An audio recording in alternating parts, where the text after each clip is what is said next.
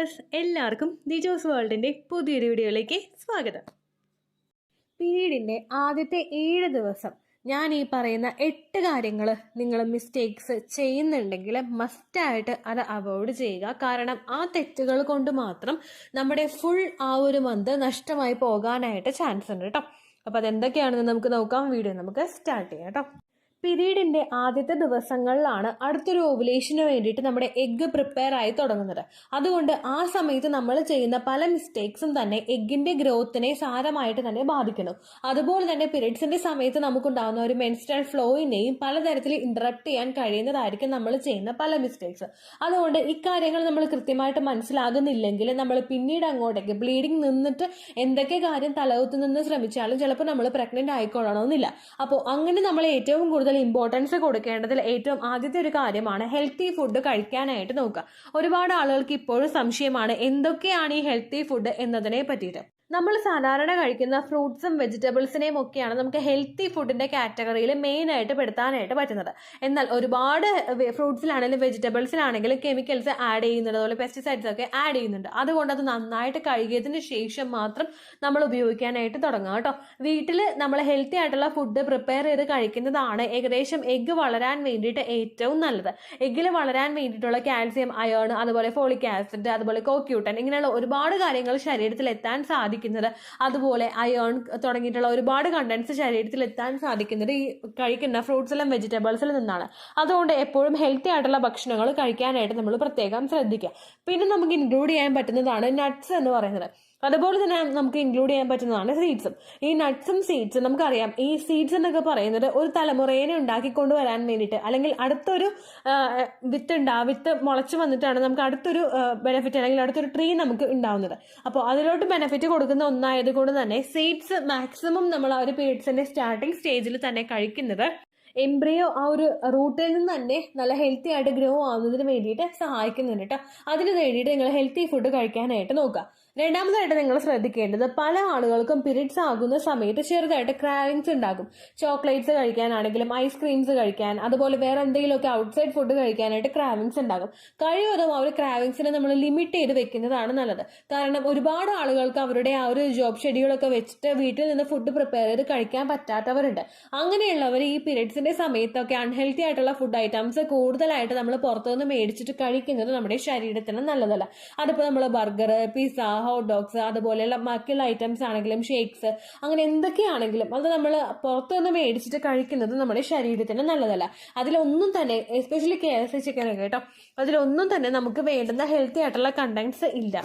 അതുകൊണ്ട് outside food കഴിക്കുന്നത് നിങ്ങൾ നന്നായിട്ട് ലിമിറ്റ് ചെയ്യുക പീരീഡ്സിന്റെ ആദ്യത്തെ 7 ദിവസം.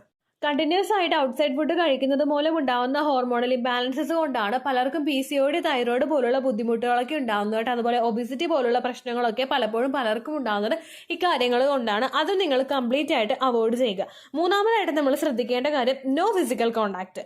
പീരീഡ്സിന്റെ സമയത്ത് നമ്മൾ ഫ്ലോ കുറവാണെങ്കിലും ആ സമയത്താണെങ്കിലും ഫിസിക്കൽ കോണ്ടാക്ട് ചെയ്യാനായിട്ട് പാടില്ല. കാര്യം എന്താണെന്ന് വെച്ച് കഴിഞ്ഞാൽ, കോണ്ടാക്ട് ചെയ്യുന്ന സമയത്ത് ഫിസിക്കൽ കോണ്ടാക്ട്, നമ്മൾ പീരീഡ്സ് പോകുന്ന സമയത്ത് ഫിസിക്കൽ കോണ്ടാക്ട് ചെയ്ത് കഴിഞ്ഞാൽ ചില ആളുകൾക്ക് ബാക്ക് ഫ്ലോ ഉണ്ടാവാനായിട്ടുള്ള ചാൻസ് കൂടുതലാണ്. നമുക്ക് ഈ പീരീഡ്സിന്റെ സമയത്ത് നമ്മുടെ ആ ഒരു ബ്ലഡ് കംപ്ലീറ്റ് ആയിട്ട് ഇങ്ങനെ പുറത്തേക്ക് വരികയാണ് ചെയ്യുന്നത്. പക്ഷേ നമ്മൾ ഫിസിക്കൽ കോണ്ടാക്ട് ചെയ്യുന്ന സമയത്ത് എങ്ങാനും ഈ ബ്ലഡിന്റെ ബാക്ക് ഫ്ലോ ഉണ്ടായി കഴിഞ്ഞാൽ എൻഡോമെട്രിയോസിസ് പോലുള്ള കണ്ടീഷൻസ് നമുക്ക് ഉണ്ടാകാനായിട്ട് ചാൻസ് ഉണ്ട്. അതായത് എൻഡോമെട്രി ടിഷ്യൂസ് നമുക്ക് വേറെ ഏതെങ്കിലും ഫെലോപ്പിയൻ ട്യൂബിലോ അല്ലെങ്കിൽ ഓവറീസിന്റെ ഭാഗത്തോ അല്ലെങ്കിൽ യൂട്രസിന്റെ പുറത്തായോ വളരാനായിട്ട് ചാൻസ് ഉണ്ട്. അത് നിങ്ങൾ മസ്റ്റ് ആയിട്ട് ശ്രദ്ധിക്കണം. അതുപോലെ തന്നെ നമുക്ക് ഇപ്പോൾ ഈ ക്ലോത്ത്സ് ഒക്കെ ഉണ്ടാവുമല്ലോ, നമ്മൾ പീരീഡ്സ് പോകുന്ന സമയത്ത് ക്ലോത്ത്സ് ഒക്കെ ആയിട്ട്, ചെറു ക്ലോത്ത്സ് ഒക്കെ ആയിട്ട് ചിലപ്പോൾ നമുക്ക് ഉണ്ടാകും.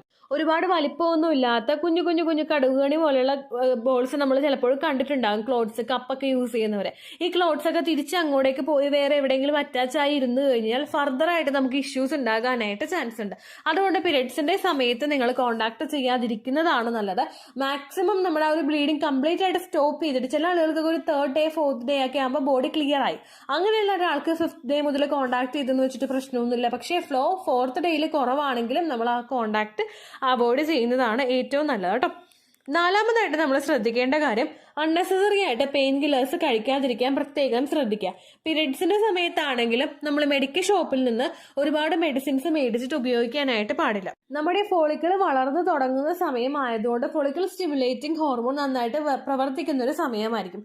അതിന്റെ പ്രവർത്തനങ്ങളെ ഒന്ന് അഫക്ട് ചെയ്യുന്ന രീതിക്ക് നമ്മൾ പെയിൻ കില്ലേഴ്സോ അല്ലെങ്കിൽ മറ്റുള്ള മെഡിസിൻസോ കൂടുതലായിട്ടും മെഡിക്കൽ ഷോപ്പിൽ നിന്നൊക്കെ മേടിച്ച് ഉപയോഗിക്കുന്നത് ശരീരത്തിന് നല്ലതല്ല. അപ്പൊ എന്തെങ്കിലും ഒരു ഹെൽത്ത് ഇഷ്യൂസ് കാണുകയാണെങ്കിൽ മാക്സിമം നമുക്ക് എന്തെങ്കിലും മൈൽഡ് ആയിട്ട് ജലദോഷമോ അല്ലെങ്കിൽ ചുമയോ തുമ്മലോ അങ്ങനെ എന്തെങ്കിലും ഉണ്ടെങ്കിൽ നമ്മളെ കൊണ്ട് ചെയ്യാൻ പറ്റുന്ന എന്തെങ്കിലും ഹോം റെമഡീസ് ഉണ്ടെങ്കിൽ അത് ചെയ്യുക.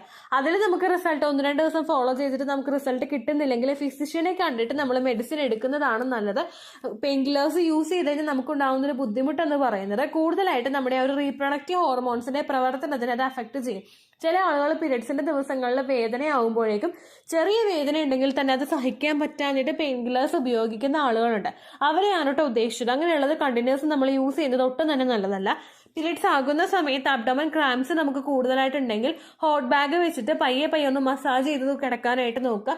അതുപോലെ കഴിവതും ഒന്ന് റെസ്റ്റ് എടുക്കാനായിട്ടും ശ്രദ്ധിക്കണം കേട്ടോ. അഞ്ചാമതായിട്ട് നമ്മൾ ശ്രദ്ധിക്കേണ്ട കാര്യം പീരിയഡ്സിന്റെ സമയത്ത് ഹെവി ആയിട്ടുള്ള വർക്കൗട്ട്സ് നമ്മൾ ചെയ്യാനായിട്ട് പാടില്ല.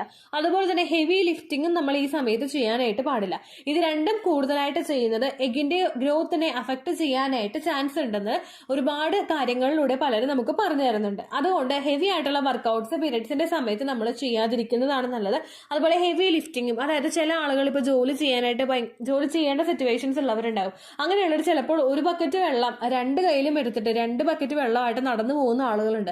അതുപോലെ ഒരു ബക്കറ്റ് നിറച്ച് തുണിയും കൊണ്ട് മേളിലോട്ട് കയറുന്ന ആളുകളുണ്ട്. അതുപോലെ ഒരുപാട് നമ്മൾ ലിഫ്റ്റിംഗ് ആയിട്ടുള്ള കാര്യങ്ങളും ഒരുപാട് ഇപ്പൊ മൂത്ത കുഞ്ഞിനെ ആണെങ്കിൽ അല്ലെങ്കിൽ വേറെ ആരുടെയെങ്കിലും കുഞ്ഞിനെ ആണെങ്കിൽ ഒരുപാട് തവണ എടുത്ത് നിർത്തി അങ്ങനെയുള്ള ഹെവി ലിഫ്റ്റിംഗ് ഒക്കെ നമ്മൾ കഴിവതും ഒന്ന് കുറയ്ക്കുന്നത് തന്നെയാണ് പീരിയഡ്സിന്റെ സമയത്ത് നല്ലത് കേട്ടോ. അടുത്തതായിട്ട് നമ്മൾ ശ്രദ്ധിക്കേണ്ട കാര്യം ഉറക്കം പ്രോപ്പറായിട്ട് കൊണ്ടുവരാനായിട്ട് നമ്മൾ പ്രത്യേകം ശ്രദ്ധിക്കുക. നമ്മൾ ഉറങ്ങുന്ന സമയത്താണ് നമ്മുടെ പ്രത്യുൽപാദന അവയവങ്ങൾ നന്നായിട്ട് പ്രവർത്തിക്കുന്നതിന് വേണ്ടിയിട്ടുള്ള ഹോർമോണൽ ആക്ടിവിറ്റീസ് ഒക്കെ ബോഡിയിൽ നടക്കുകയുള്ളൂ. ആ സമയത്ത് കഴിവതും നമ്മൾ ഉറക്കം കൃത്യമായിട്ട് തന്നെ ക്രമീകരിക്കുക. രാവിലെയുള്ള സമയത്ത് കിടന്നുറങ്ങിക്കഴിഞ്ഞാൽ അതൊരുപാട് മണിക്കൂറുകൾ നമ്മൾ കിടന്നുറങ്ങിക്കഴിഞ്ഞാൽ രാത്രി നമുക്ക് ഉറക്കം കുറയാനായിട്ട് ചാൻസ് ഉണ്ട്. അങ്ങനെ വന്നു കഴിഞ്ഞാൽ രാത്രിയാണ് ഈ ഹോർമോൺസ് റീപ്രൊഡക്റ്റീവ് ഹോർമോൺസിന്റെ ആ ഒരു ആക്ടിവിറ്റീസ് ഒക്കെ നടക്കുന്നത്. അതുപോലെ ബാക്കിയുള്ള എല്ലാ ആക്ടിവിറ്റീസും നടക്കുന്നത് രാത്രിയാണ്. ഈ ഉറക്കം നമുക്ക് കുറഞ്ഞു പോയി കഴിഞ്ഞാൽ ഹോർമോണൽ ആക്ടിവിറ്റീസ് ഒന്നും കൃത്യമായിട്ട് നടക്കില്ല. അങ്ങനെ വന്നു കഴിഞ്ഞാൽ നമുക്ക് ഇംപ്ലാന്റേഷനെ ഫെയിൽ ആകാനായിട്ട് ആ ഒരു എഗിന്റെ ഗ്രോത്തിനെ അത് അഫക്ട് ചെയ്യാനായിട്ടൊക്കെ ചാൻസ് ഉണ്ട് കേട്ടോ. കഴിവതും ഒരു 7 മണിക്കൂറെങ്കിലും മിനിമം നമ്മൾ ഉറങ്ങാനായിട്ട് പ്രത്യേകം ശ്രദ്ധിക്കണം. അടുത്ത നമ്മൾ ചെയ്യേണ്ട കാര്യം മെജോറിറ്റി എല്ലാവരും പീരിയഡ്സിന്റെ ആദ്യത്തെ 3 ദിവസങ്ങളിൽ ചെയ്യുന്ന ഒരു മിസ്റ്റേക്ക് ആണ് കേട്ടോ. അത് നമ്മൾ ഒട്ടും തന്നെ ചെയ്യാനായിട്ട് പാടില്ല. അതെന്ന് വെച്ച് കഴിഞ്ഞാൽ സ്ട്രെസ്സാണ്. കാരണം പീരിയഡ്സിന്റെ ആദ്യത്തെ 3 ദിവസം ഇപ്പൊ നമ്മൾ അതിന്റെ മുമ്പത്തെ മാസം നമ്മൾ 90% ലൈക്ക് ചെയ്യുക, ഫ്രണ്ട്സിനൊക്കെ ഷെയർ ചെയ്ത് കൊടുക്കുക. എന്തെങ്കിലും സംശയം ഉണ്ടെങ്കിൽ നിങ്ങൾ കമന്റ്സിൽ ചോദിക്കുക. പണ്ടത്തെ വീഡിയോയ്ക്ക് കമന്റ്സ് ഇടുന്നവർക്ക് ലഭിക്കുന്നില്ലെങ്കിൽ ഏത് വീഡിയോ ആണോ അപ്ലോഡ് ചെയ്യുന്നത് അതിന് താഴെ കമന്റ് ഒന്ന് കോപ്പി പേസ്റ്റ് ചെയ്യാനായിട്ട് ശ്രദ്ധിക്കുക. അതുപോലെ ഓവുലേഷൻ ഡേറ്റ് കാൽക്കുലേറ്റ് ചെയ്ത് തരാനായിട്ട് റിക്വസ്റ്റ് ചെയ്യുന്ന ആളുകൾ എത്രയാണ് സൈക്കിൾ ലെങ്ത് അത് മെൻഷൻ ചെയ്യാനായിട്ട് ഒരുപാട് ശ്രദ്ധിക്കുക. സൈക്കിൾ ലെങ്ത് എന്നതുകൊണ്ട് ഉദ്ദേശിച്ചത് ഓരോ മാസമായിട്ട് അവോയ്ഡ് ചെയ്യണം. പീരിയഡ്സ് കൂടുമ്പോഴാണോ ബ്ലീഡിങ് വരുന്നത് അതാണ് സൈക്കിൾ ലെങ്ത്. കഴിഞ്ഞ മാസം ഒരു 8-ാം തീയതിയാണ് ബ്ലീഡിങ് ആയതെങ്കിൽ ഈ മാസം 6-ാം തീയതിയാണ് ബ്ലീഡിങ് ആയതെങ്കിൽ കഴിഞ്ഞ മാസം 8-ാം തീയതി മുതൽ ഈ മാസം 6-ാം തീയതി വരെ ഇതുപോലെ ദിവസമുണ്ടോ അത് കാലണ്ടറിൽ ചെയ്യാനായിട്ട് പെടുന്നതാണ് നിങ്ങളുടെ സൈക്കിൾ ലെങ്ത്. സൈക്കിൾ ലെങ്ത് നമ്മൾ കൃത്യമായിട്ട് കാൽക്കുലേറ്റ് ചെയ്യുകയാണെങ്കിൽ ഓവുലേഷൻ ഡേറ്റ് എളുപ്പത്തിൽ കണ്ടുപിടിക്കാൻ വേണ്ടിയിട്ട് ഒരുപാട് ആപ്ലിക്കേഷൻസ് ഒരുപാട് ഓൺലൈൻ ആയിട്ടുള്ള വെബ്സൈറ്റുകളും ഇന്ന് നമുക്ക് അവൈലബിൾ ആണ്. പ്ലേ സ്റ്റോറിൽ പോയിട്ട് ഓൺലൈൻ ഓവുലേഷൻ ട്രാക്കർ എന്ന ടൈപ്പ് ചെയ്ത് കഴിഞ്ഞാൽ നിങ്ങൾക്ക് അതുമായിട്ട് ബന്ധപ്പെട്ടിട്ടുള്ള ഗൂഗിളിൽ പോയിട്ട് ഓവുലേഷൻ കാൽക്കുലേറ്റർ എന്ന് ടൈപ്പ് ചെയ്ത് കഴിഞ്ഞാൽ അതുമായിട്ട് ബന്ധപ്പെട്ടിട്ടുള്ള വെബ്സൈറ്റുകൾ നിങ്ങൾക്ക് കിട്ടും. അതിൽ നിങ്ങളുടെ ലാസ്റ്റ് മന്തിലെ മെൻസ്ട്രേഷന്റെ ഡേറ്റും ഞാൻ പറഞ്ഞ രീതിക്ക് നിങ്ങൾ കാൽക്കുലേറ്റ് ചെയ്യുന്ന സൈക്കിളാണ് എൻ്റർ ചെയ്ത് കൊടുക്കുകയാണെങ്കിൽ നിങ്ങൾക്ക് കൃത്യമായിട്ട് ഓവുലേഷൻ ഡേറ്റ് കണ്ടുപിടിക്കാനായിട്ട് സാധിക്കും. ഫെർട്ടൈൽ ടൈം പീരീഡും നിങ്ങൾക്ക് കിട്ടും. അതായത് ഇത്ര ദിവസം മുതൽ കോൺടാക്ട് ചെയ്ത് തുടങ്ങിക്കഴിഞ്ഞാൽ നിങ്ങൾ പ്രഗ്നന്റ് ആകും എന്നുള്ള ഡേറ്റും നിങ്ങൾക്ക് പ്രോപ്പർ ആയിട്ട് കിട്ടും. ഇത് കാൽക്കുലേറ്റ് ചെയ്യുന്ന സമയത്ത് സൈക്കിൾ ലെങ്ത് കാൽക്കുലേറ്റ് ചെയ്യുന്ന സമയത്ത് നിങ്ങളുടെ ആ ഒരു കലണ്ടറിൽ നോക്കി തന്നെ നിങ്ങൾ കാൽക്കുലേറ്റ് ചെയ്യുക. പല മാസങ്ങളിലും 30-31 ദിവസമുണ്ട്. അതുകൊണ്ടാണ് അങ്ങനെ മാസം നഷ്ടമായി പോവുകയും ബ്ലീഡിംഗ് തുടങ്ങിയ ദിവസത്തിന് വേണം നിങ്ങൾ ഡേ 1 ആയിട്ട് എടുക്കാൻ വേണ്ടിയിട്ട്. സ്പോട്ടിംഗ് തുടങ്ങിയ ദിവസത്തിന് അതായത് ചെറുതായിട്ട് ഡിസ്ചാർജ് പോയി തുടങ്ങിയ ദിവസത്തിന് നിങ്ങൾ കൺസിഡർ ചെയ്യേണ്ട ആവശ്യം. വളരെ ഹെൽത്തി ആയിട്ടുള്ള രീതിക്ക് അതാണ് നമ്മൾ ചെയ്യേണ്ടത്. അപ്പൊ ഇത്രയുമാണ് പീരീഡ്സിന്റെ സമയത്ത് ആ ഒരു 7 ദിവസം നമ്മൾ ഒട്ടും തന്നെ ചെയ്യാൻ പാടില്ലാത്ത 7 കാര്യങ്ങൾ കേട്ടോ. ഇത്രയേ ഉള്ളൂ വീഡിയോ.